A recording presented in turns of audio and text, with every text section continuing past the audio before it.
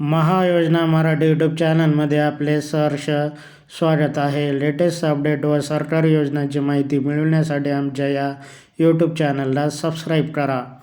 केंद्रीय अर्थसंकल्पाच्या संदर्भात महत्त्वाची बातमी आहे. देशाचा अर्थसंकल्प केंद्रीय मंत्री निर्मला सीतारामन यांनी दिनांक 1 फेब्रुवारी 2025 रोजी संसदेत सादर केला.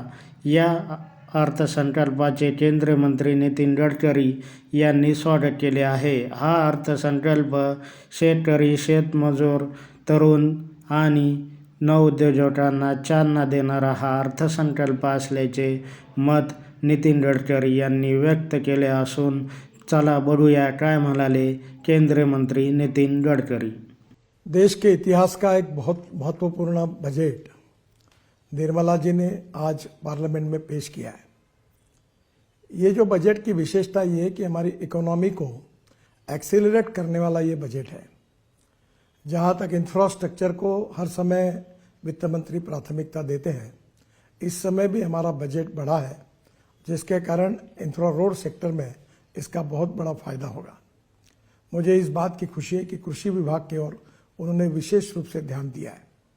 तिलहन हो, विशेष रूप से तेल बिया हो, इसके उत्पादन कैसे बढ़े और किसान आत्मनिर्भर कैसे बने, इसका भी विचार किया गया है। विशेष रूप से इनकम टैक्स के बारे में एक रिफॉर्म करके नया कानून लाकर इसको और सरलीकरण उसका करना, ये जनता के लिए बहुत बड़ी राहत होगी।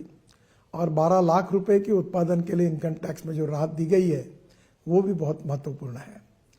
विशेष रूप से मिडिल क्लास का विचार किया गया है और मध्यम वर्गीय, उसके साथ लोअर मिडिल क्लास और गांव गरीब मजदूर किसान, इसमें रोजगार कैसे निर्माण हो और सस्टेनेबल डेवलपमेंट कैसी हो, इसका विचार करते हुए इस बजट ने पब्लिक प्राइवेट इन्वेस्टमेंट को इनकरेज किया है। मुझे लगता है ये बहुत बड़ा सेक्टर है, जिसके कारण नए रोजगार निर्माण होंगे, ग्रोथ बढ़ेगी और निश्चित रूप से देश के विकास में उसका योगदान होगा। जहाँ तक ट्रांसपोर्ट सेक्टर है, हम 22 लाख करोड़ के फॉसिल फ्यूल इंपोर्ट करते हैं।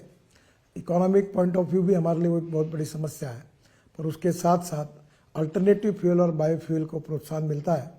इसलिए विशेष रूप से लिथियम आयन बैटरी अब सस्ती होगी। Scooter, electric car, electric bus, अब इलेक्ट्रिक ट्रक, इनकी कीमतें कम होगी। जो $150 पर किलोवाट पर आवर थी वो $105 पर किलोवाट पर आवर आई है, वो $100 के नीचे जाएगी और इलेक्ट्रिक के वाहन और लोकप्रिय बनेंगे, प्रदूषण से मुक्ति मिलेगी और देश में नए रोजगार निर्माण होंगे।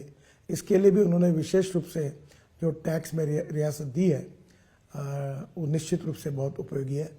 मैं निर्मला जी का बहुत अभिनंदन करता हूँ और प्रधानमंत्री मोदी जी के नेतृत्व में आत्मनिर्भर भारत, $5 ट्रिलियन की इकोनॉमी और विश्व की हम तीसरी अर्थव्यवस्था बनने की प्रक्रिया में है, उसमें निश्चित रूप से हम कामयाब होंगे, ऐसा विश्वास व्यक्त करता हूँ। नमस्कार।